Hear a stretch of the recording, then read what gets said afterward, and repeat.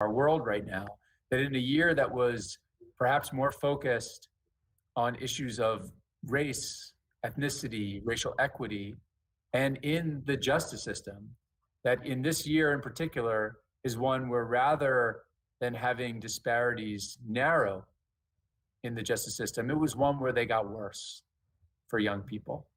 And what we see since last May is that there's actually been an increase in the number of Black and Latinx youth in detention around the country, while the population has continued to fall for white kids during that same time. So I'm going to use that as the backdrop to then introduce the panel quickly and then jump into questions. So our panelists include Dr. Whitney Threadcraft Walker, who is in Houston and who is a fellow with the Harvard Kennedy School. It includes Marcia Rincon Gallardo, who is the executive director of the Alianza for Youth Justice.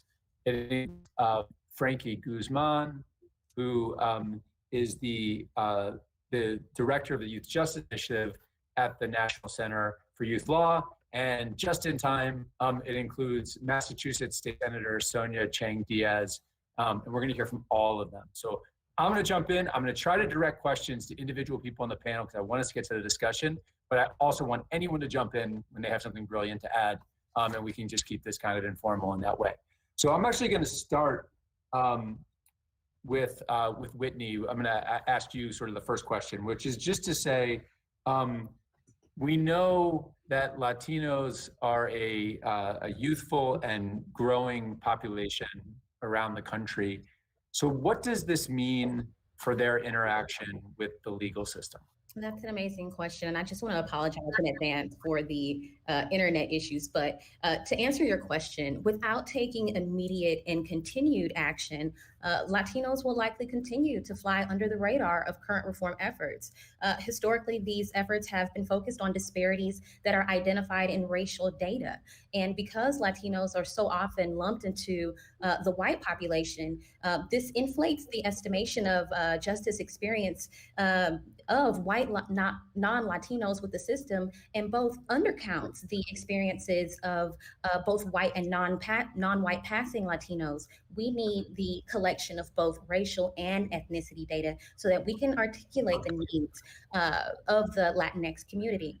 Specifically, there's an additional added layer of nuance there that lies in the fact that the popular reforms across domains such as policing, prosecution, pretrial have near exclusively focused on adult populations, which again leaves Latino youth experiencing contact with the justice system at a distinct disadvantage. We are not able to adequately represent their needs. And so these two factors are really a double whammy that has resulted in policies and practices that don't prioritize the needs of Latinx youth.